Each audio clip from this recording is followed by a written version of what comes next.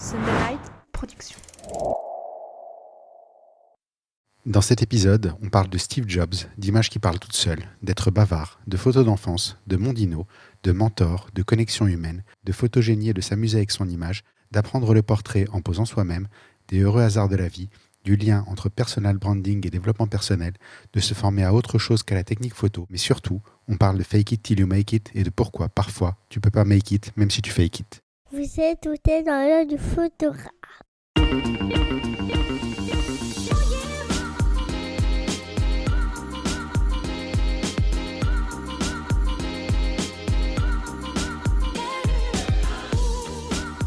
Bienvenue dans ce podcast par un photographe sur une photographe pour les photographes. Je suis Julien Pasternak et aujourd'hui, je vous emmène dans l'œil de Milena Perdriel.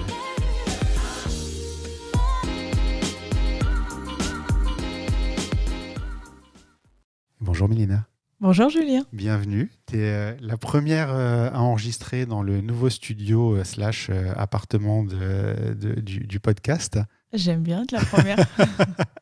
La première invitée, en tout cas, dans ces conditions post-confinement où on peut enfin faire des enregistrements en personne, se rencontrer, ce qui était quand même le truc le plus sympa, je trouve, de faire ce podcast, c'était de rencontrer les photographes. J'ai envie de rencontrer autant de gens. C'est extraordinaire. C'est extraordinaire et c'est toujours des rencontres intéressantes et il y a toujours plein de choses à en retirer et il y a ce qu'on enregistre et puis il y a toutes les conversations qu'on peut avoir en parallèle et ça, c'est absolument dingue. Tu as déjà écouté 2-3 épisodes, je crois, donc tu connais la première question. J'en ai écouté plusieurs, oui, j'avoue. C'est l'elevator pitch. Tu rentres dans un ascenseur, il y a Steve Jobs qui fait quelques étages avec toi. J'ai les mains moites déjà. T'as les mains moites des Français à Steve Jobs. Imaginez le truc. Qu'est-ce que tu lui dis sur les 3-4 étages que vous allez partager sur toi? Qu'est-ce que tu lui expliques de ton métier et de ta profession et de toi? Je crois que Steve Jobs en particulier, il est tellement dans mon cœur que... je dirais un truc. Hi Steve. Pour moi, c'est un rêve de te photographier et de te regarder dans les yeux et de savoir qui es-tu. Tu ferais la photo de son livre, la couverture de son livre, celle qui est connue, celle où il a la main sur le menton ou pas? Tu ferais différemment? Non, je crois pas que je ferais ça. Je crois pas que je ferais ça parce que je suis pas fan de gestes particuliers. Ouais. Moi, ce que j'aime, c'est le regard. Après, où est-ce qu'il va regarder, j'en sais rien. Mais au moment où on va faire la photo, Steve Jobs va me regarder. D'accord. Donc, tu te présentes pas, tu lui proposes direct un portrait, en fait. Ah ouais. Ah ouais. Okay. Alors, qu'est-ce que tu dirais à quelqu'un qui t'impressionne moins que Steve Jobs? Ok.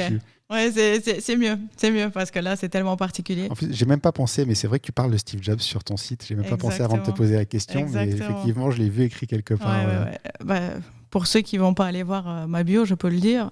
Dans ma bio, j'ai dit, et je ne sais pas ce que j'ai envie de dire, mais j'ai envie de dire, Steve Jobs. Voilà.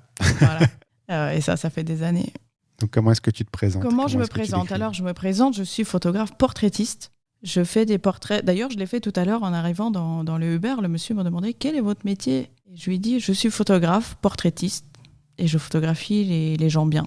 Et je pense que c'est l'essentiel en fait de ce que je fais, c'est que moi je suis persuadée que les gens, c'est des gens bien et que j'arrive à photographier ça. D'accord, donc tu fais ressortir le bon côté des gens en fait. Ouais. C'est ça ton métier? En fait, je le vois et à partir du moment où je le vois, la photo est là. D'accord, donc la photo se fait avant de prendre la photo? Non. Non, la photo elle se fait pas avant. Mais par contre, ma décision elle est faite avant. Et à partir de là, il va se passer des trucs bien, formidables, et donc c'est cool. On va y revenir un petit peu plus tard dans la discussion. Tu es portraitiste, tu es également formatrice. J'ai vu que tu avais une formation de linguiste au départ. Ouais. Et je trouve que ça se voit dans ton site internet. Ça se voit que je sois linguiste? Ça se voit que tu as une formation avec les mots. Ça se voit que tu aimes bien les mots, tu aimes bien parler. Tu as un site... très bavard pour une photographe. D'habitude, les photographes sont plutôt, laissent plutôt les images parler. Ouais. Et toi, tu as beaucoup de textes sur ton site. Ouais. Effectivement, j'aime les mots. J'ai fait des études de linguistique et je pense que quelque part, c'est marrant parce que cette pensée, elle me vient à l'esprit de plus en plus souvent. Il n'y a pas de hasard, donc il doit y avoir quelque chose. Mais si je savais que que c'était un métier chercheur en linguistique, je pense que j'aurais pu me dire j'ai trop envie de faire ça. En fait, je kiffe la linguistique, l'étude de la langue, des mots. Qu'est-ce qu'on dit, comment on peut le dire, qu'est-ce que ça veut dire. Effectivement, les mots ont beaucoup, beaucoup de sens pour moi et je fais très attention. En plus, j'aime écrire, le geste d'écrire. D'accord. À l'école, j'ai travaillé mon écriture. Tu te rends compte Bon, bref, je sais pas combien de gens le font, mais moi, je kiffe ça et encore aujourd'hui. J'aime écrire à la main, je le fais. Dans mon site, je parle parce que j'ai des choses à dire, parce que j'ai envie de... Je pense que mes images, elles parlent, mais pas assez. Pas assez parce que, justement, c'est très personnel et ce qu'il y a dans une image, parfois, ne peut être vu, compris, que par la personne qui est sur l'image et moi. D'accord. Et à la rigueur, les personnes qui connaissent la personne. Donc, j'ai l'impression que mes portraits ne sont pas universels comme pourraient les être les portraits. J'ai pas d'exemple. Mais j'ai remarqué que mes photos sont pas universelles. D'accord, peut-être parce que c'est pas des gens forcément qui sont très connus et que du coup il faut avoir, par exemple on parlait du portrait de Steve Jobs il y a pas longtemps, peut-être que Steve Jobs se passe de commentaires parce que tout le monde sait qui est Steve Jobs et tout le monde le connaît, c'est ça que... Effectivement, je pense que les portraits de personnes connues sont plus facilement acceptés. C'est pour ça que j'ai un attrait aussi pour le portrait éditorial. Parce que le portrait éditorial est très exigeant, parce que justement, les gens connus ont déjà beaucoup de portraits, donc du coup, il faut toujours inventer. Ouais. Ça, c'est génial. Ça, c'est un objectif professionnel que j'ai. Mais pour les particuliers qui n'ont pas beaucoup de photos, qui ne sont pas connus, que par eux-mêmes et leurs proches, justement, il n'y a pas cet impact-là qui peut être universel. Et un portrait qui peut être très, très fort pour moi, il peut être très, très fort pour la personne qui est là, et ne parler à personne d'autre. En fait, ils n'ont pas de référence, on n'a pas de référence sur eux et eux n'ont pas de référence de portrait. Voilà, en fait. On ne connaît pas l'histoire, etc. Moi, j'essaie de raconter une histoire avec mes portraits et je pense que j'y arrive. D'ailleurs, j'y arrive de plus en plus parce que plus j'y pense, plus j'y arrive. Mais ça reste moins universel et du coup, je parle. Et je parle et en fait, je parle de ce que je fais, je parle du bienfait de ce que je fais et je parle de mes motivations, en fait. Et mes motivations, c'est des choses auxquelles je crois profondément. Donc, et du coup, tu légendes toutes tes photos. Non, mais c'est bien. C'est pas un défaut d'être bavard, au contraire. Hein, surtout quand on enregistre un podcast. C'est même beaucoup, beaucoup mieux que quelqu'un qui répond oui, non. Si on parle de ta philosophie photo, est-ce que tu as des photographes, des livres, des photos préférées ? J'ai. Pas que des photographes. Récemment, il y a un an ou deux, je me suis posé la question, justement, en travaillant sur ma photographie, je me suis posé la question de pourquoi j'aime ce que je fais. Enfin, pourquoi je fais ce que je fais et pourquoi j'aime faire ça comme ça.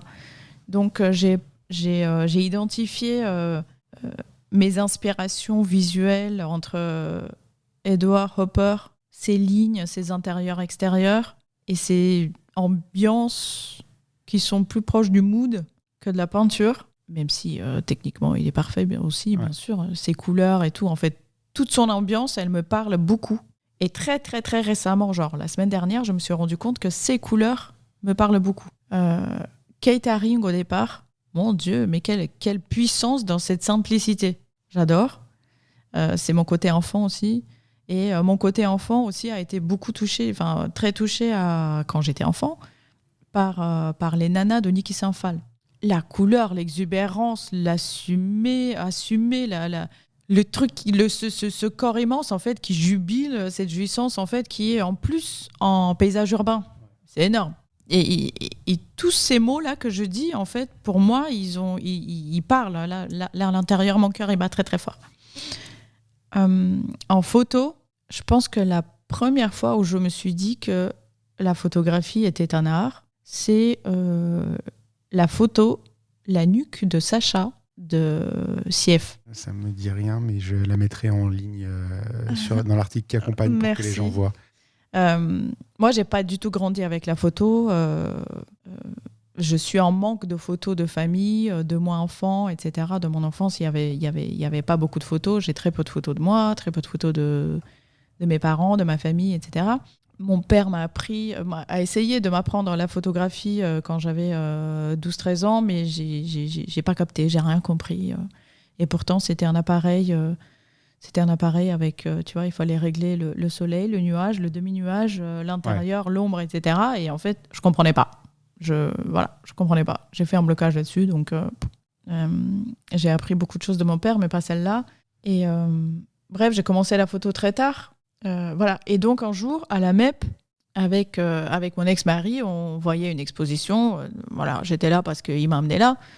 Et je suis restée scotchée devant la nuque de Sacha. Et en fait, ce que cette photo m'a procuré comme émotion, c'était de l'art. Et c'est toujours très graphique, en fait, ce que tu cites. J'ai l'impression, ouais. J'ai l'impression. Après, j'aime Tim Walker, j'aime Lindbergh, j'aime Mondino. J'aime beaucoup Mondino. Les portraits de Mondino, pour moi, c'est des chefs-d'œuvre. J'ai eu la chance de le croiser une fois et de le voir travailler. T'as appris plus de choses en 15 minutes en le regardant que dans toute la formation que t'as pu avoir avant, non? J'avais pas l'impression d'apprendre, mais oui. Mais t'as absorbé. Mais j'étais, à ce moment-là, j'étais comme l'éventuel ascenseur face à Steve Jobs, tu vois. Et j'ai eu la chance, en fait, de parler avec lui. C'est un monsieur d'une générosité incroyable qui m'a parlé comme si j'avais de la valeur pour lui. Mais c'est waouh. C'est la marque des grands, ça, c'est de te faire te sentir unique exactement, face à eux, alors que tu te sens tout petit. C'est waouh, ouais. Et du coup, je l'ai vu accueillir la personne qu'il allait photographier, lui parler, et je me suis dit, mais ouais, en fait, un portrait, c'est être en contact, en connexion avec la personne. Et c'est ce qui m'a toujours motivée. En fait, dans mon évolution, tous mes mentors sont devenus mes mentors parce que, d'abord, leur photographie m'a attirée. En premier, ça c'est sûr. Et deux, parce qu'ils ont mis des mots sur des choses que, inconsciemment, en fait, je sentais ou je faisais ou qui me parlaient. Et je pense que je suis quelqu'un de très intuitif et j'avance, mais je suis très lente aussi. Donc parfois, je me sens pataugée. Et quand quelqu'un que j'admire met des mots, exprime des choses que je vis à l'intérieur de moi, je me dis waouh, mais c'est incroyable. Ça te parle et ça vibre d'un coup. Tu comprends tout de suite. Du coup, je me comprends. En fait. Du coup, je me comprends. C'est extraordinaire de se comprendre. Ce moment où tu fais waouh, mais oui, c'est ça. Oui, c'est alors, ça. Justement, comme tu le disais, tu te définis comme portraitiste. Pourquoi est-ce que tu t'es spécialisée dans le portrait? Pour regarder les gens dans les yeux. C'est uniquement ça. Ah ouais. Je pense que quand j'ai pris la décision, je me suis souvenue de ce moment où j'ai vraiment regardé quelqu'un dans les yeux et qui m'a autorisé de le regarder dans les yeux et que ça a créé une conversation sans mots qui était, j'ai pas envie de dire très puissante parce que ça paraît un peu cliché et comme si on avait renversé l'univers. Pas du tout, en fait. C'était juste une connexion humaine qui était absolument agréable, pleine de sens et de simplicité et de choses que j'ai envie de vivre. Alors c'est marrant parce que tu parles de ça, tu dis le regard, les yeux. Et en fait, il y a une chose qui n'est pas courante parce que j'en enregistre quand même quelques-uns des podcasts et j'ai régulièrement des gens en face de moi. Tu as une intensité dans le regard quand tu parles que tout le monde n'a pas. C'est-à-dire que la plupart des gens ne regardent pas dans les yeux comme toi, tu regardes dans les yeux, les gens. C'est assez marrant que tu dises ça et que je constate ça en même temps. En fait, depuis tout à l'heure, je me dis, je vois ton regard et je me dis, elle regarde dans les yeux, c'est profond, quoi. Tu as une vraie connexion avec ça. Pourquoi s'en priver, en fait? C'est fort. Et tu sais, ce qui est drôle dans ça, c'est que la couleur des yeux, c'est la dernière chose que je remarque chez les gens. Ouais. Maintenant que je le conscientise, je regarde ta couleur des yeux, mais jusqu'à ce que j'y ai mis l'intention d'identifier la couleur, en fait, je la vois pas. C'est au-delà. Et je regarde les gens dans les yeux. Les gens, ils m'autorisent à les regarder dans les yeux. Il se passe ce qui se passe. Et le plus formidable du pourquoi la photo, c'est que ça change pas quand je lève l'appareil. Et du coup, j'ai ça dans la photo. Et c'est peut-être pour ça aussi que c'est pas si universel que ça, parce qu'à ce moment-là où on s'est regardé dans les photos, en fait, il y a que toi et moi. Les autres personnes, ils ont peut-être vu ce qui se passe, ils ont peut-être perçu ce qui se passe. Quand je donne des formations, les gens qui sont en spectateur au moment de la séance photo, ils disent qu'ils voient qu'il se passe quelque chose. Donc c'est cool, parce que du coup, on répand les bonnes énergies, etc. C'est contagieux, tout ça, et je le sais, et c'est cool. C'est le côté intime, c'est le côté intime du portrait qui fait que t'aimes bien faire des portraits. C'est ça qui t'a attiré dans cette spécialité plutôt que... Définissons intime alors. Le côté où il se passe quelque chose entre toi et ton modèle, en fait. C'est-à-dire que tu peux, si on fait plus du reportage, où il y a peut-être moins de connexion qui se fait parce que tu es plus sur un mouvement, une situation, alors qu'un portrait, c'est vraiment une relation. Ouais, dans ce cas-là, oui. Ouais, c'est vraiment une relation. Moi, j'ai besoin de cette relation et j'ai besoin, au début, parce que quand j'ai commencé la photographie, je faisais de la photo de banque d'images. D'accord. Pour faire de la photo de banque d'images, tu prends des gens, c'est plus facile avec des gens qui savent poser, qui sont des modèles ou des comédiens ou même des figurants, mais en tout cas des gens qui sont OK à être pris en photo. Donc on faisait appel à des gens comme ça, on les mettait en scène, on les photographiait. Et c'est par hasard que pour illustrer... l'homme d'affaires devant une construction, tu vois, ou la femme qui va s'occuper de son domicile ou des choses comme ça, en fait, que je me concentrais à un moment donné dans la prise de vue, je me concentrais sur la personne, et c'est là que je me suis dit, waouh, en fait, c'est cool. Et après, avec comme le projet de réussir notre vie, parce que j'ai fait ça avec mon ex-mari à l'époque, enfin mon mari à l'époque, le marché s'est écroulé, nanani, nanana, donc on n'a pas eu le succès qu'on voulait avoir avec la photo de banque d'images. Du coup, je me suis dit, qu'est-ce que je vais faire ? Et quand je montrais mon book à des gens qui étaient dans le milieu de la photographie, ils me disaient, ouais, très bien, tes portraits, ils sont bien. Moi, je me disais, mais c'est quoi les portraits ? Et c'est quoi les portraits ? Et du coup, je me suis dit, ok, en fait, je cherchais la définition du portrait dans mes photos. Je me suis dit, mais ouais, en fait, ce que j'aime bien, c'est quand les gens, ils sont là. Et après, j'ai commencé à faire un petit peu de portraits. Et je me suis dit, mais en fait, ce que j'aime, c'est quand les gens, ils sont là pour que je les photographie. Mais t'imagines, quand t'es tout jeune, pas trop sûr de toi, tu sais pas trop, en plus, tu veux être photographe, en plus, tous ces trucs-là, formuler la phrase « je veux que les gens soient là pour moi ». Ça sonnait très, très prétentieux à mes oreilles, à mes propres oreilles. Mais en fait, c'est ça.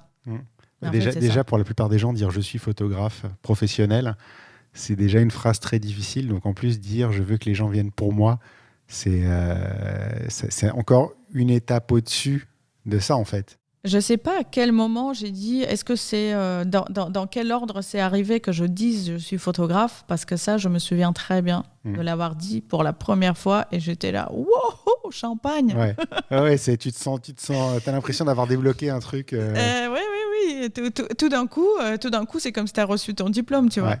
Alors que j'étais photographe, je pense que je l'ai dit en 2010 ou 2011, alors que j'étais photographe depuis 2004.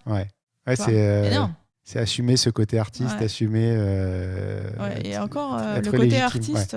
Oui, il y a des gens pour qui il est très difficile, encore un peu plus difficile à accepter, parce qu'on a cette image un peu négative de l'artiste. Sur ton site, on parlait du portrait, tu dis que tu rends tout le monde photogénique. Comment tu rends tout le monde photogénique ? Je les rends pas photogéniques, ils sont photogéniques. Ils sont photogéniques, oui, pardon. Non. En fait, ils ne sont pas tous photogéniques à la base. Ce que je fais, j'essaie d'expliquer dans cet article, c'est que pour moi, la photogénie, c'est l'envie de s'amuser avec son image. Et ce n'est pas une question de trait de visage ou de lumière ou de choses comme ça. J'ai le contre-argument qu'on me demande souvent, oui, mais tu sais, il y a toujours des gens, en fait, tu les prends sur n'importe quel angle, ils sont photogéniques. C'est parce qu'ils n'ont pas le blocage. C'est parce qu'ils sont à l'aise. Parce qu'ils sont à l'aise, parce qu'ils ne cachent pas, parce que surtout, ils ne retiennent pas. En fait, ce qui ne rend pas service à la photogénie de chacun, c'est la retenue. La retenue de l'énergie, la retenue de la joie, la retenue de la crispation dans la bouche, dans les yeux, dans le cœur. En fait, c'est ce sentiment de retenir quelque chose. Ça rend pas les gens beaux. Ça rend pas honneur aux gens. Et techniquement, la photogénie, les mots, c'est la capacité des objets à refléter la lumière. Tu es un objet, tu es un être humain, il y a de la lumière autour de toi, tu es photogénique, point barre. Et après, ce qui rend les gens photogéniques dans cette idée romanesque du portrait hollywoodien qui a créé en fait cette idée-là, c'est que les comédiens hollywoodiens, en fait, ils aimaient être sur scène, ils savent être sur scène, en plus d'être arrangés par les uns et par les autres, qui sont des professionnels de l'arrangement, on va dire. Le photographe qui a l'intention, la belle lumière, tout ça, plus l'amusement rend les gens beaux. Oui, plus le fait qu'ils Rend ne les gens retiennent rien, en plutôt, fait. ouais. Ils ne retiennent rien, donc finalement... Ils retiennent rien parce qu'ils donnent tout ce qu'ils veulent. Donc finalement, ce qui rend les gens pas photogéniques, c'est la retenue, si on devait prendre le problème à l'envers. Et la retenue, elle vient d'où ? La peur. La peur de quoi ? Alors, chacun va faire son truc, mais forcément, on retient parce qu'on a peur d'eux. Donc c'est comme ça qu'on rend les gens photogéniques. Enfin, c'est comme ça qu'on fait ressortir la photogénie des gens plus précisément. Tu sais, parce qu'il y a des gens qui disent, mais moi, les seuls portraits de moi que j'aime, c'est les portraits qu'on m'aurait volés, tu vois. Des trucs spontanés, phrase etc. qu'on entend tous à peu près 10 fois par an. Tout à fait. Pourquoi ? Il s'est passé quoi à ce moment-là ? T'as rien retenu. C'est pour ça. C'est logique.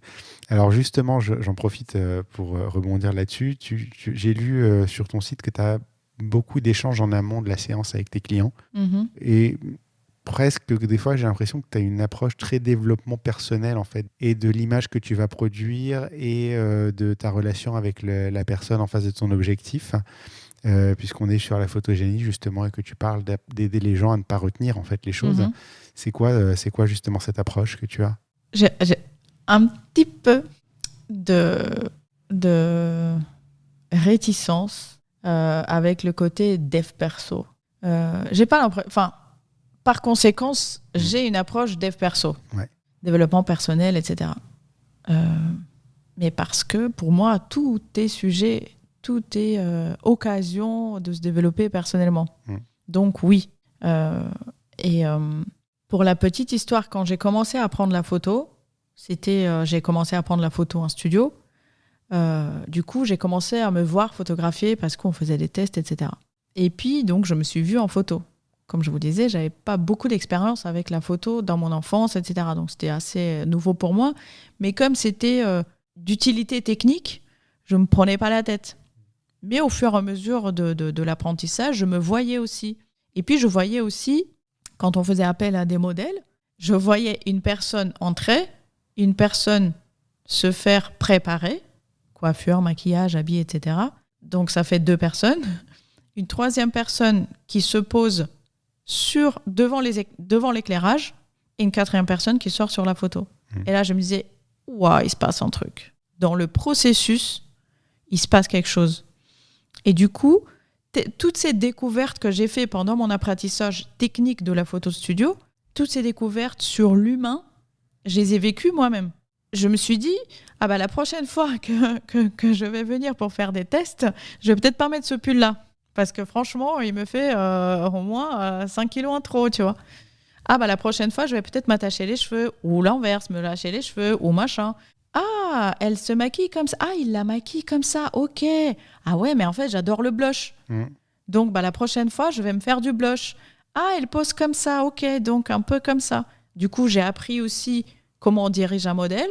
J'ai appris aussi à me diriger moi-même, etc. Donc, j'ai appris un peu tout en même temps, mais à travers moi. Et ce qui est curieux, c'est que plus je me voyais en photo, mieux j'étais sur la photo, et plus je m'appréciais. Mais c'est formidable.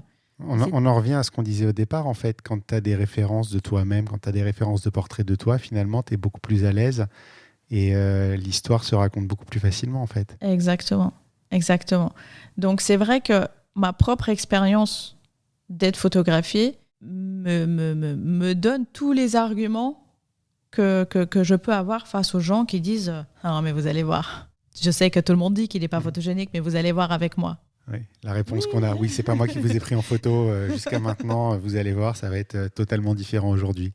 Mais bien sûr que ça va être totalement différent parce que la plupart du temps, on ne se laisse pas photographier humainement. Toi, tu sais pourquoi, en fait, c'est ça tu as appris. C'était ma question suivante, justement. C'est que j'ai vu sur ton site que tu es beaucoup passé dans l'objectif. Et qu'est-ce que ça t'avait apporté ? Mais du coup, ça t'a apporté autant sur le côté technique de prise de vue que dans l'acceptation de toi-même finalement. Depuis toujours, la photo, me voir en photo, le peu de fois, ça m'a appris des choses sur moi. Et ça m'a appris des choses sur moi que je voulais garder ou que je voulais pas garder. Du coup, connaître mon image physique m'accompagne sur connaître mon image de moi, l'image de moi-même, d'estime de moi-même et tout ça, de ma personne. Et pour moi, tout ça est lié en fait. Pour moi, il n'y a pas de distinction entre la relation qu'on va avoir de son paraître et de son être. Pour moi, c'est lié. C'est pas pareil, mais c'est lié. Et on peut influencer la relation qu'on a à son être par la relation qu'on a avec son paraître. Et après, c'est un cercle vertueux. On parlait de développement personnel, c'est une expression qui existe qui s'appelle « fake it till you make it », non ? Je la connais, je suis... en fait, franchement, en fonction des sujets, je suis d'accord ou je ne suis pas d'accord avec ça, mais c'est ça. C'est de commencer par changer l'extérieur et ça change l'intérieur, en fait. Si oui, mais ce qui est bon, c'est l'intention.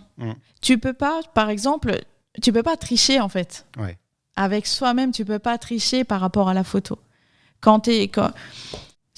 Tu peux avoir un très bon photographe. Tu peux avoir une très bonne... coiffure, maquillage et tout ça qui t'ira très bien, parfaitement bien. La coiffure t'ira bien, la couleur t'ira bien, le fond t'ira bien. Ce jour-là, tu seras en forme, tu vois, etc. Et tu peux quand même pas fake it.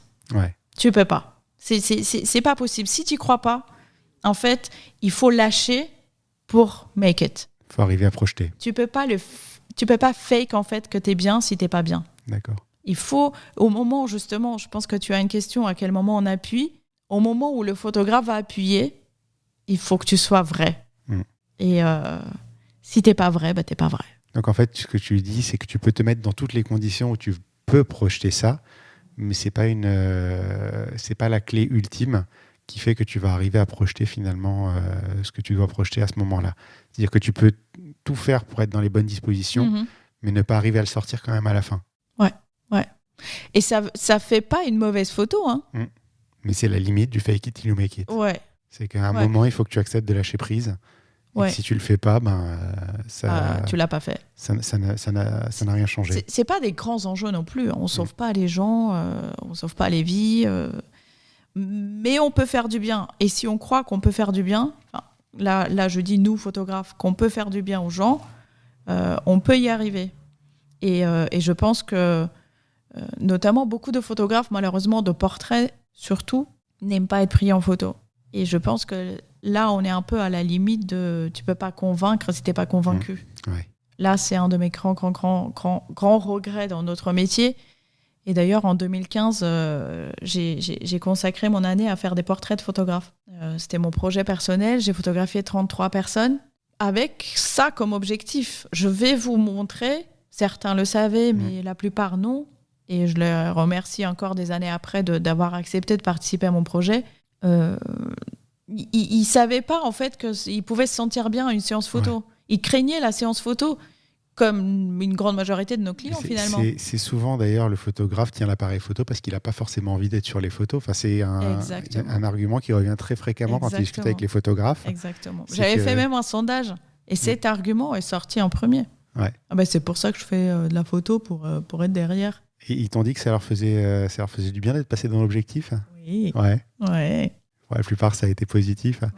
Alors, ça tombe bien que tu parles de ça parce que je voudrais qu'on parle d'une image en particulier. On parle toujours d'une image en particulier. Et cette image, elle fait partie de cette série. Et je la trouve extrêmement forte et étonnamment forte, alors que c'est un portrait qui pourrait être extrêmement simple, en fait. C'est un portrait de Jacques Mathéos, avec qui je crois que tu partages ton studio. Exactement. Et c'est un portrait de Jacques Mathéos avec les lunettes pleines de buée. Et ce petit détail fait toute la force en fait, du portrait. Je voudrais que tu nous dises dans quelles circonstances tu as réalisé cette photo. Qu'est-ce qui fait qu'elle a été réalisée comme ça ? Est-ce que c'est un hasard ? Est-ce que c'est intentionnel ? Et qu'est-ce qui, selon toi, en fait, rend cette photo aussi forte ? Je suis très contente que tu aies remarqué cette photo. Enfin, tu aurais remarqué une autre, je pense que j'aurais été contente. Mais celle-là, c'est assez... c'est un résumé de un peu tout ce que j'ai dit jusque-là parce que c'est aussi avec cette photo et ce qui s'est passé dans cette série que j'ai décidé que mon ambition suivante professionnelle serait le portrait éditorial. Parce que cette série, notamment, m'a libérée de me dire, mais en fait, je fais ce que je veux. Oui, t'es libre. Et ça, c'est cool. Ouais. Et donc, ce portrait de Jacques, pour le décrire, Jacques est assis sur une table, appuyé un peu comme toi, là, en fait, avec les coudes sur la table, avec ses cadrés au coude et le regard vers moi, franc, serein. Ceux qui connaissent le personnage savent que Jacques peut être très, très, très, très sérieux. Et il porte des lunettes. Et derrière ces lunettes, il y a un regard très, très, très bleu. Et avec Jacques, déjà, à ce moment-là, on se connaissait assez bien. Et c'était juste avant qu'on passe à l'étape, on prend un studio ensemble. Et en fait, ce qui m'intéressait, c'était son regard et le bleu de ses yeux. Mais je ne voulais pas juste photographier le regard de Jacques Mathéos avec ses yeux bleus. Parce que c'est le truc logique, en fait, à faire avec lui, voilà. C'est ça? Ouais, enfin, quelque part, oui. J'aime la simplicité des portraits, donc je pars avec l'idée que ça va être simple. Sauf que ça ne peut pas être aussi simple que ça. C'était trop facile, en fait. C'était trop évident et du coup, il manquait quelque chose pour que ça soit une histoire. Et donc, je me dis, ok, le côté perçant du regard peut être... On perce quoi ? Ah, peut-être techniquement, le bleu se verrait derrière des lunettes embuées. Mais je pensais concrètement que le bleu de ses yeux, en fait, se verrait derrière. Bon, on a rigolé comment on allait rendre les lunettes embuées, etc. Techniquement, on a pris une bouilloire juste à côté de lui et en fait, il enlevait ses lunettes, il les faisait embuer, il les mettait, clac, clac, il le refaisait plusieurs fois. Ça n'a pas duré une demi-heure, hein, ça a duré peut-être 2 ou 3 fois maximum, mais en fait, il l'a fait. Après, j'ai triché un tout petit peu sur la retouche pour rendre ça harmonieux, mais globalement, c'était ça l'effet. À ma grande déception, on ne voyait pas le bleu derrière. Donc, je n'ai pas exactement la photo que j'ai imaginée. Mais l'idée était là. Mais elle est étonnamment puissante, en fait. Je ne le connais pas personnellement, Jacques Mathéos, mais je sais qui c'est, donc je sais à quoi il ressemble. Et effectivement, je trouvais ça original et ça donnait un regard très particulier, en fait, sur lui. Et la photo est vraiment très, très forte, en fait. C'est ça qui m'a marqué. Je suis resté devant, j'ai fait « Ah, c'est... » pas ce que j'aurais attendu, et en même temps, c'est assez parlant, en fait. C'est pour ça que je l'ai gardé. Ouais.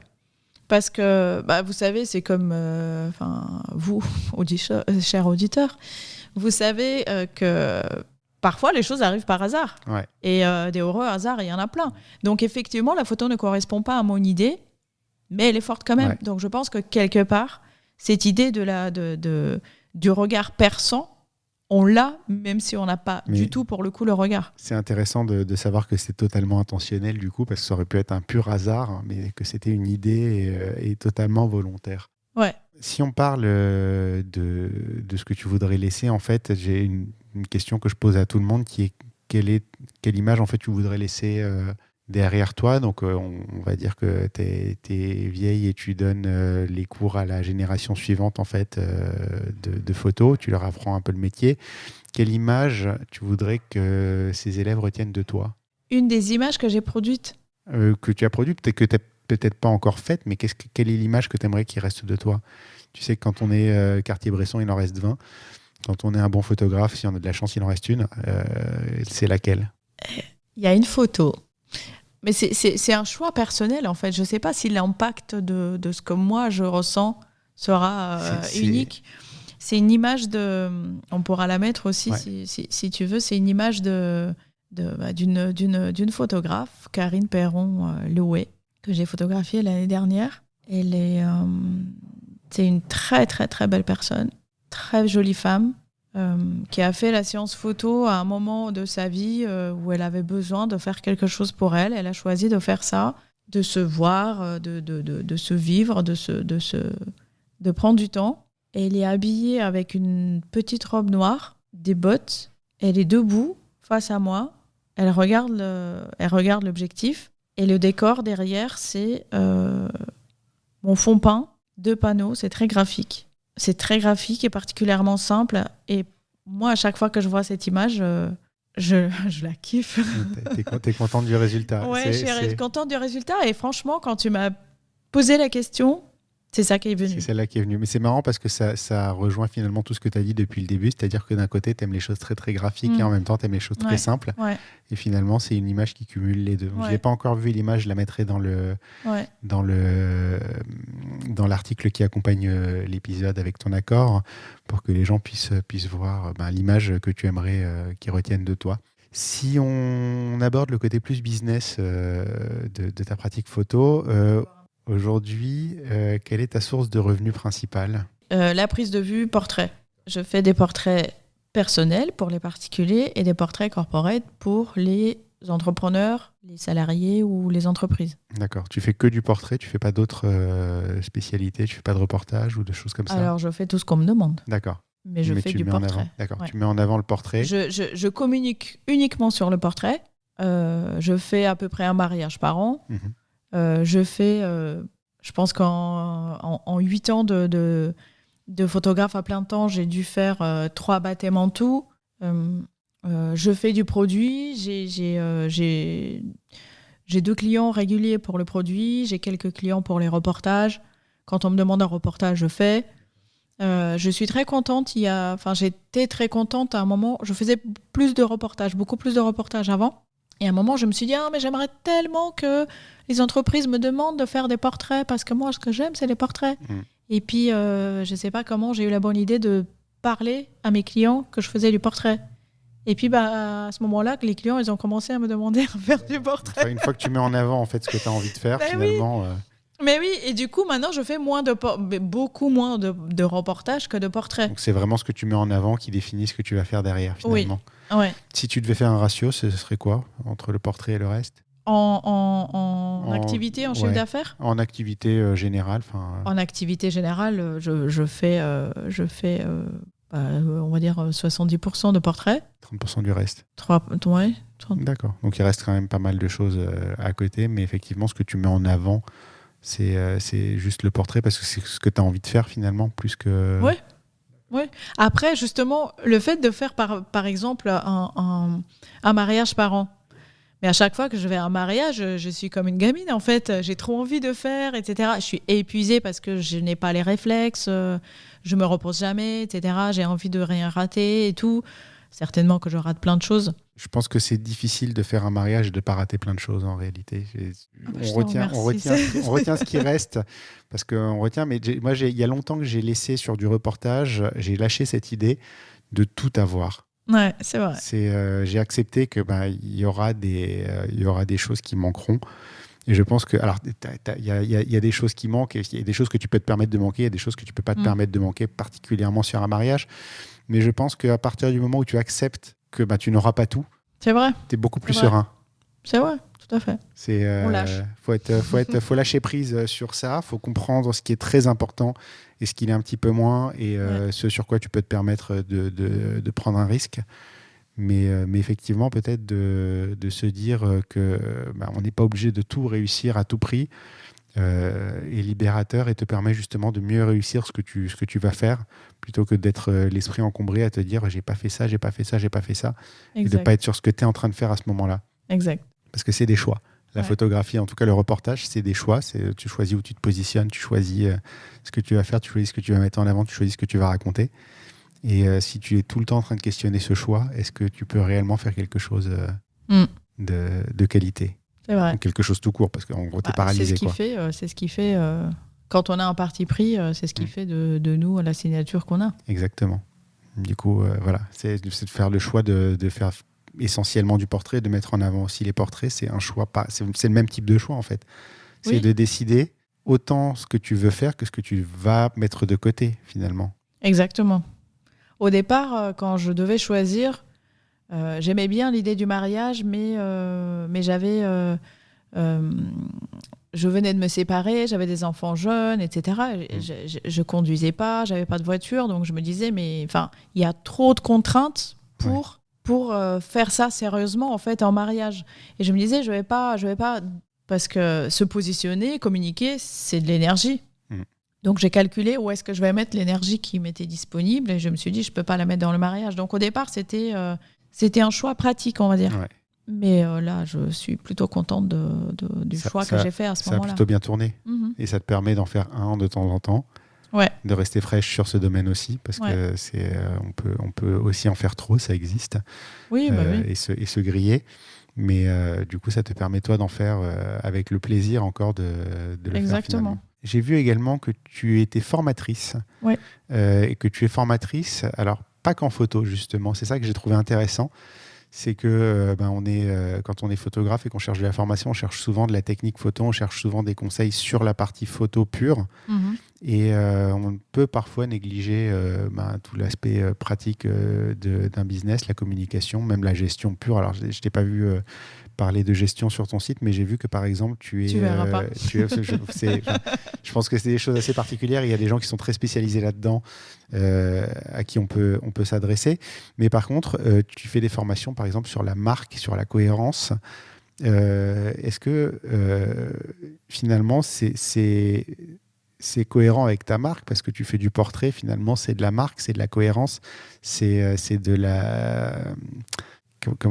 J'allais dire du packaging, c'est pas le bon mot, je pense, mais ça fait partie de tout ça, de faire un portrait et de gérer une marque. Est-ce que, justement, c'est pour ça que tu fais du coaching marque? Est-ce que c'est lié? Oui. Merci. Donc...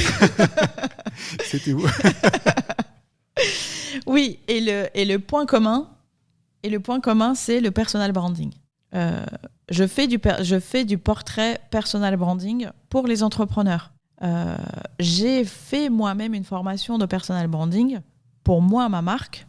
Et ça, d'ailleurs, c'était un des moments clés de mon début d'entrepreneuriat pour beaucoup de raisons. Parce que je suis allée faire cette formation en me disant, je vais sortir de là, je vais savoir quel est mon logo, quelles sont mes couleurs, comment agencer mon site internet, etc. Et que nenni, il y avait quasiment rien de tout ça, mais c'était du développement personnel pur. Ouais. C'est sur cette formation par Béatrice Cuvelier, que j'ai entendu parler du secret et la loi de l'attraction, de la je sais pas comment ça s'appelle, un truc tu divises par 4 et comment tu places tes priorités en fait, urgent, important, non urgent, important, etc., tous ces trucs là, et surtout who are you baby?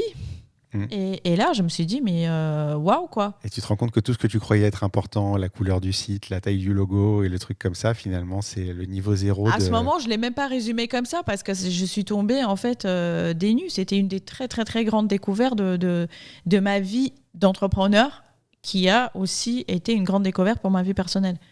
Donc, le personal branding a libéré, en fait, qui je suis dans mon entreprise. Et à partir du moment où j'ai commencé, moi, à travailler à pouvoir exprimer qui je suis pour assumer ce que je veux faire, c'était magique. En plus, pour revenir au début de la conversation, je suis forte avec les mots et j'aime les mots. Les mots ont une beauté, j'aime les dire, les utiliser, etc. Du coup, j'ai pu mettre aussi, en fait, tout ce que j'ai à l'intérieur de moi en mots. Et puis, au fur et à mesure, j'ai décidé où est-ce que dans mon site, où est-ce que dans mes plaquettes, où est-ce que dans tout ce que je fais, je vais dire ça et ça et ça de moi. Et le personal branding, ce n'est pas mettre en public sa vie privée. Rien à voir. Personal branding, c'est s'exprimer, se dire et finalement assumer qui on est et pourquoi on fait ce qu'on fait. Donc, quand j'ai décidé de proposer ces accompagnements, un coaching sur la marque, c'est quand je me suis rendu compte que pour moi, c'est devenu une évidence et pour moi, c'est devenu indispensable, mais ça n'allait pas pour beaucoup de photographes. Je suis entourée de photographes, j'ai un grand réseau de photographes parce que je fais aussi d'autres formations sur la gestion des modèles et des gens. Et donc, j'entends que les gens, ils ne savent pas quoi mettre sur à propos. Ils ne savent pas exprimer leur démarche. ils savent pas écrire un article de blog, alors que parfois ils savent pas parce qu'ils se sont jamais penchés sur la question, parfois ils savent pas parce que ils sont gênés par cette idée de se mettre en avant, et parfois ils savent pas parce que ils manient pas les mots et pourtant ils ont des trucs à dire, ils savent pas le faire. Ce sont aussi plein de blocages, etc. Mais au premier confinement, j'ai créé ces coachings après le premier confinement, parce qu'au premier confinement, quand je suis sortie, moi, de ma stupeur personnelle, et quand j'ai fini la création de mon site internet, je me suis dit, mais mon Dieu, moi, j'ai une facilité incroyable de faire ça. Je veux aider les autres à le faire. Et j'ai proposé, j'ai un groupe de toutes les personnes que j'ai formées depuis 2015-2016, et j'ai dit, je suis dispo, allons-y, faisons des... vous me connaissez, vous savez quelles sont mes forces, voilà. Travaillons. Et en fait, j'ai fait une dizaine de coachings comme ça avec les gens. Et d'abord, la première chose, je kiffe ça. Donc, je veux le faire encore. Ça m'apporte à moi. Et deux, c'est que ça a un retour. En 1 heure, 1 heure et demie, les gens... je débloque certaines choses chez les gens. C'est un peu comme le portrait. Mais c'est hyper cohérent en fait avec ce que j'allais dire. En fait, c'est hyper cohérent avec le portrait, parce que c'est un échange finalement qui va avec. Et à t'écouter, en fait, je me rends compte d'une chose, c'est que dans personal branding, la plupart des gens croient que le mot-clé c'est branding, alors qu'en fait le mot-clé c'est personnel. Ouais, c'est la marque personnelle parce qu'on est une marque, mais on est... Ouais, mais on se trompe d'accent en fait. On met l'accent sur le mauvais mot. Et ça peut complètement te faire taper à côté de ce que tu veux réellement faire, parce que finalement, tu ne vois que la marque, alors qu'il faut voir le côté personnel avant tout finalement. Il n'y a pas aussi une question culturelle en France ?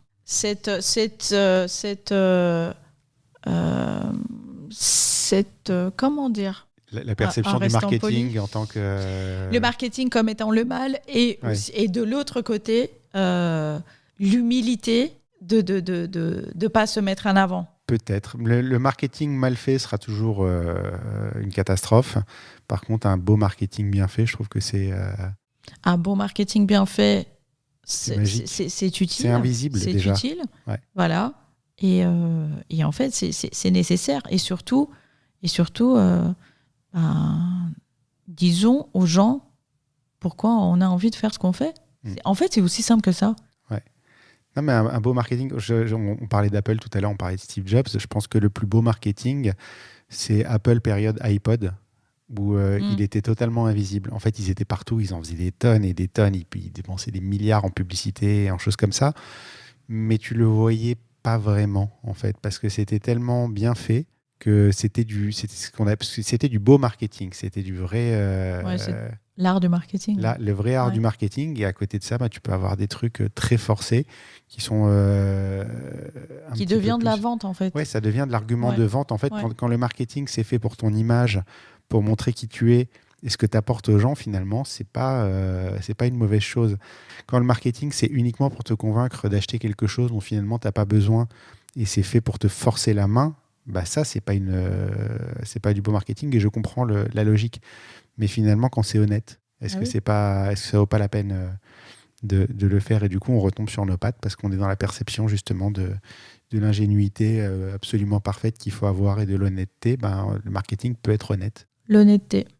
Je pense que la première étape, c'est d'être honnête avec soi-même. Ouais. Quand il s'agit de personal branding, surtout dans nos métiers, surtout quand on est solo entrepreneur, c'est d'être honnête avec soi-même. Ouais. Pourquoi je veux faire ça ? Et pourquoi je veux faire du portrait ? Pourquoi je veux faire du mariage ? Mais en fait, si je fais du mariage alors que j'en veux pas, c'est pas honnête. Ouais.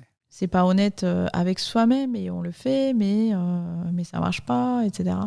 Donc, soyons honnêtes. Si on fait de la photo pour gagner de l'argent, il n'y a pas de problème, je vois pas le mal. On peut très bien faire de la photo et le faire très bien. Et on trouvera les gens qui ont besoin de ce type de photo, et faire de l'argent, c'est super, mais soyons honnêtes qu'on le fait pour ça. Ouais. Moi, je le fais pour la connexion, pour le plaisir personnel que j'ai de me connecter avec les gens. Mais au départ, c'est mon plaisir à moi. Et je kiffe, et je kiffe, et je kiffe, et j'ai envie de continuer à kiffer. Après, j'ai appris, peut-être pour revenir au sujet du business, j'ai appris à faire en sorte que ça m'apporte de l'argent et que je vive et que c'est un métier. Mais c'est rendre service à tout le monde aussi de pouvoir en vivre, parce que finalement, si tu n'en vis pas, tu ne peux pas le faire. Et du coup, c'est perdu. Et toi, tu seras pas contente. Et la personne à qui tu aurais fait un beau portrait, elle l'aura pas. Donc finalement, est-ce que être rentable, c'est pas aussi se rendre service et rendre service aux autres? Être rentable, c'est rendre service à la terre entière. Mais bien Peut-être. sûr, on est fait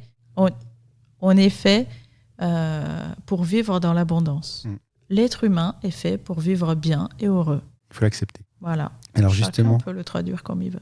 puisqu'on parlait de personal branding, il y a une chose sur ton blog qui m'a sauté aux yeux, c'est que quand on parle justement de personal branding, on dit qu'il faut rester cohérent, il faut rester sur un nombre de sujets limité, pas partir dans tous les sens, pas parler de tout. Et toi, si on va dans ton blog, ça touche un peu à tous les sujets. Et justement, le fil conducteur est très très large. Et du coup, toi, tu te définirais comment ? Pour moi, je suis extrêmement cohérente. Ça reste toujours... Parce que c'est toujours moi.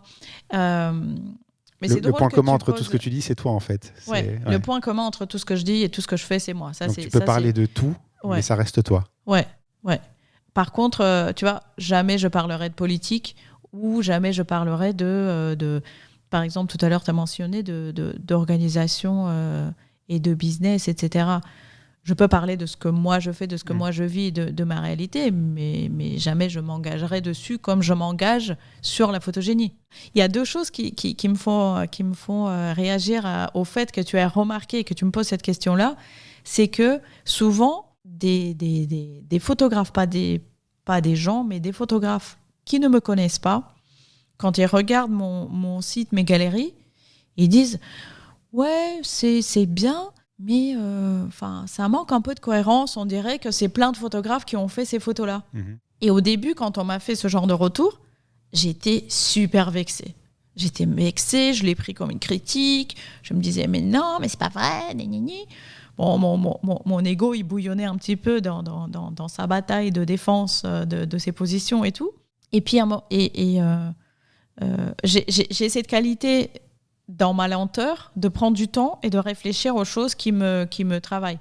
Donc, je me suis assise et j'ai regardé ma galerie que j'avais choisie moi-même, consciemment.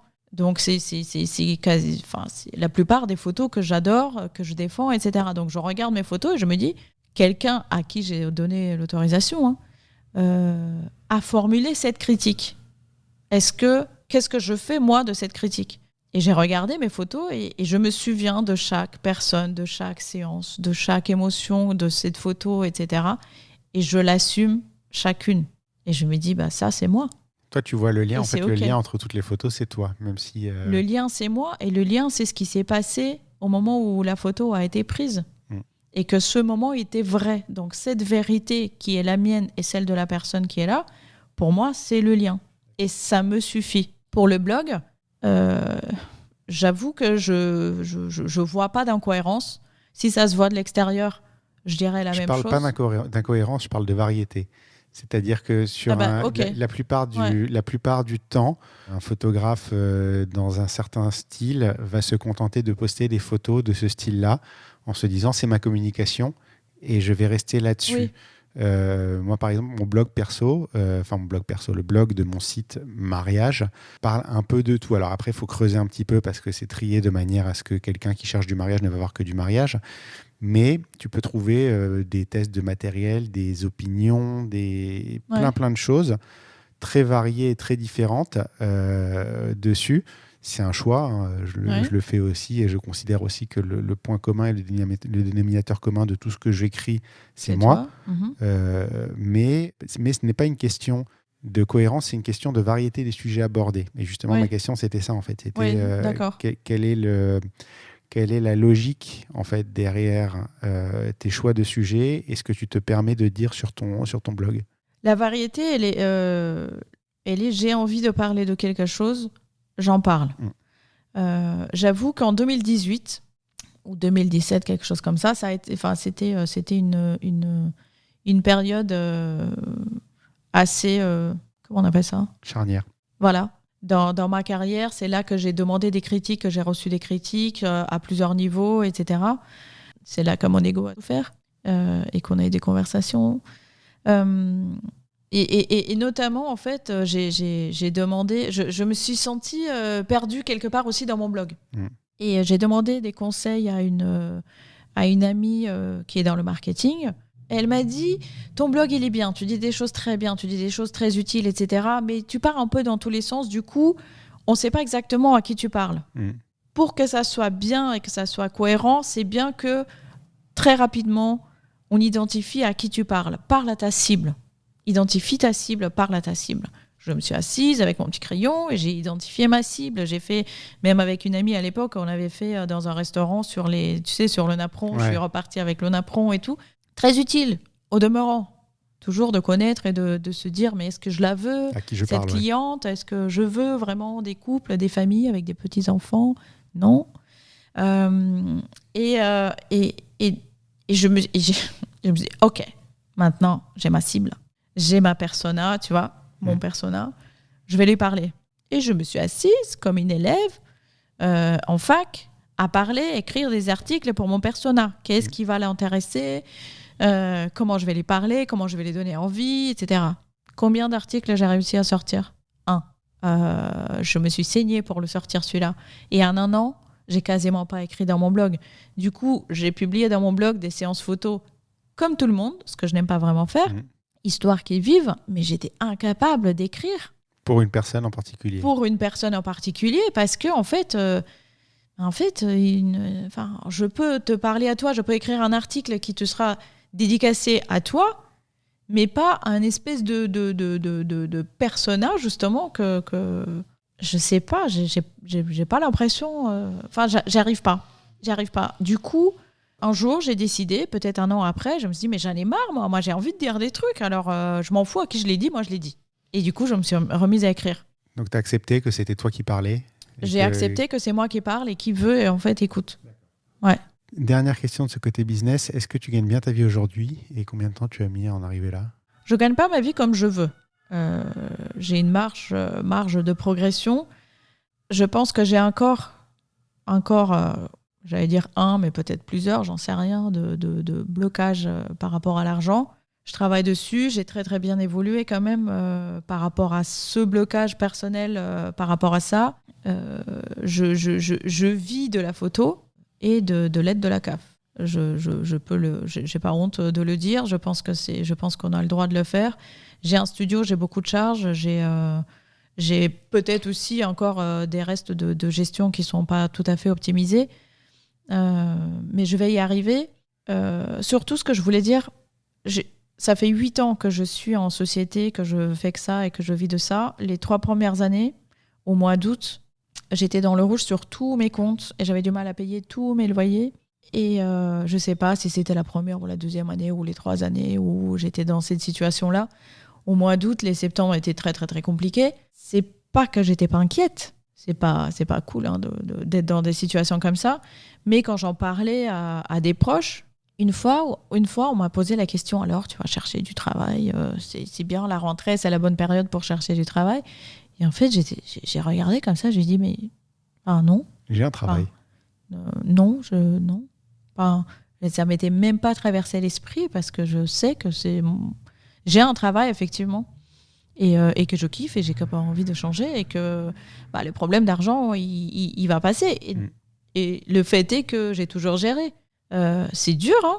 C'est dur, c'est pas facile. C'est pas facile de savoir que t'as pas payé ton loyer, que il faut payer la danse de la petite, ou plein de trucs, quoi. Mais voilà, on gère. Si on m'avait dit avant que pendant 3 ans, je ne paierais pas mon loyer, une partie de l'année, et que je me salarierais, que je vivrais pas j'aurais pas signé. Heureusement que personne n'a pu me prédire ça. Et d'ailleurs, on m'a dit que c'était très dur. J'ai pas cru les gens. Moi, je pensais qu'au bout de 6 mois, j'aurais mon salaire, tu vois. Ouais. Ça se passe pas comme ça pour tout le monde, heureusement. L'autre chose, c'est ce qui m'a fait changer un petit peu. C'est en fin 2018 et quasiment toute l'année 2019.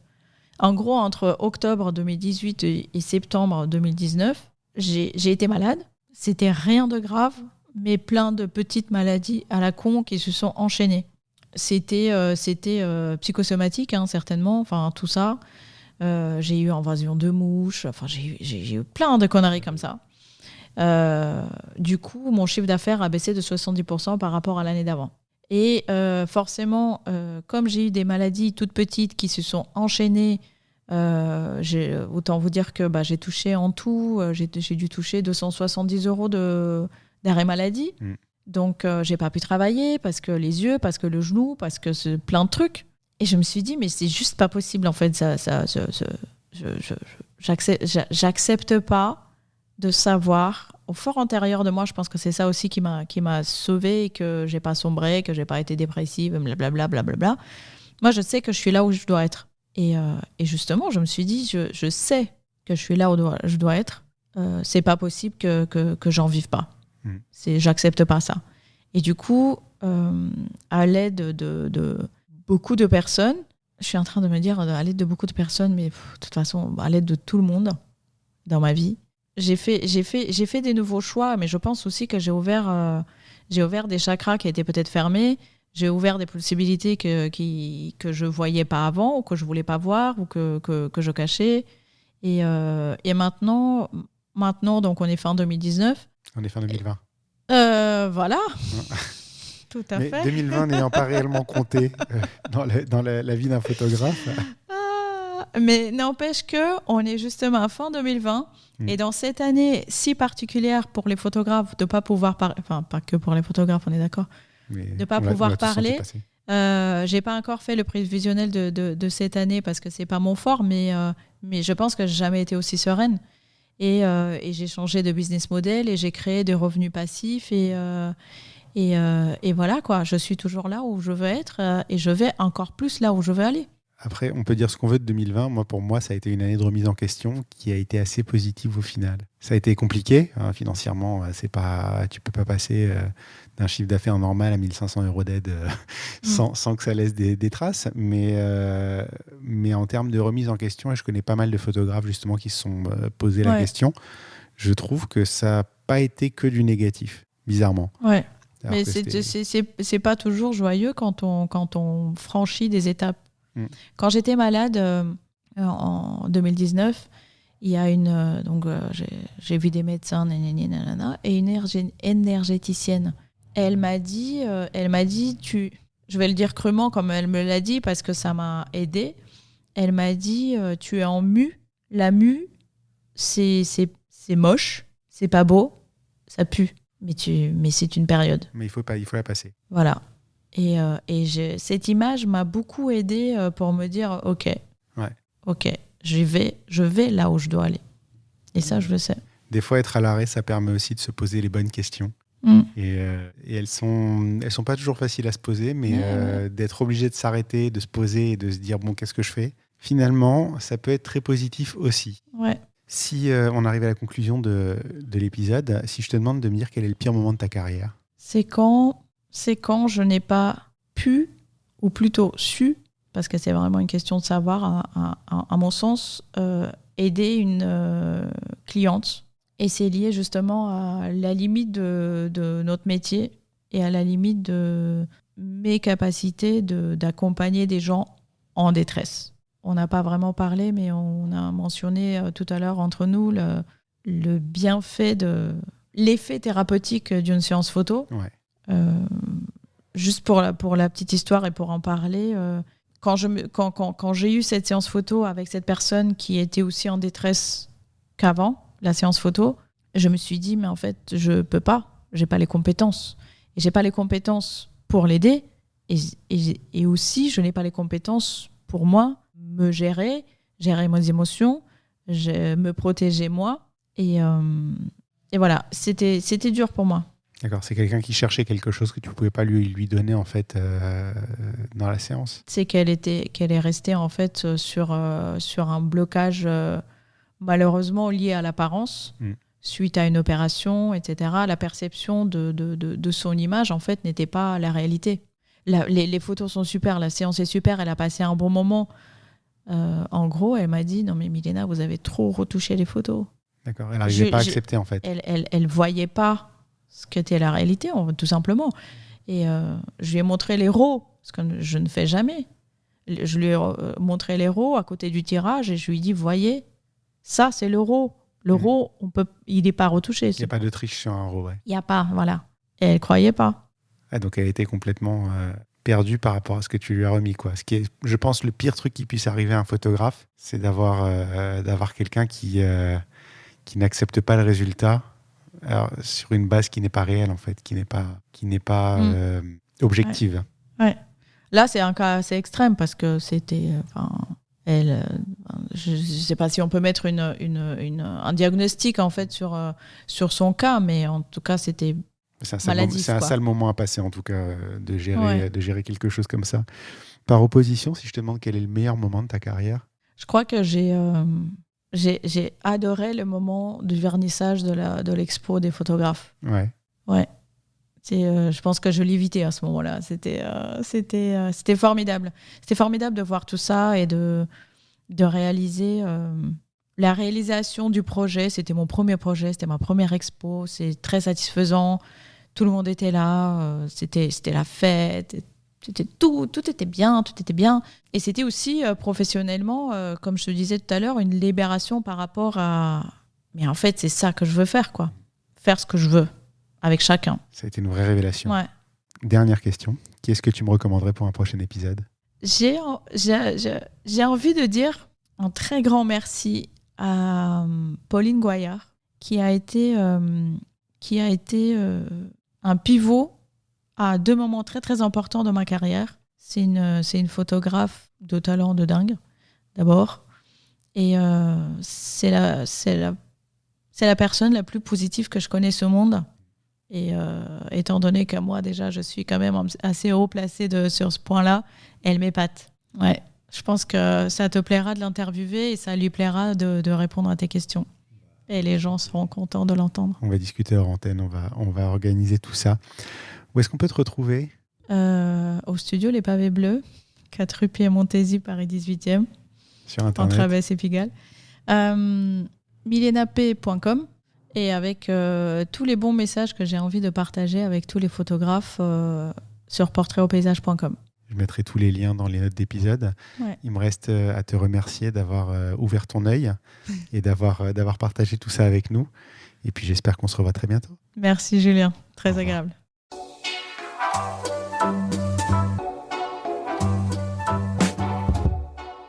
Merci d'avoir écouté cet épisode. N'oubliez pas de laisser une note et un commentaire sur Apple Podcast, c'est important et ça nous aide beaucoup en termes de visibilité. Vous pouvez également aller sur le blog Dans l'œil du photographe à l'adresse www.dlodp.fr. C'est tout pour aujourd'hui. On se retrouve au prochain épisode Dans l'œil d'un nouveau photographe.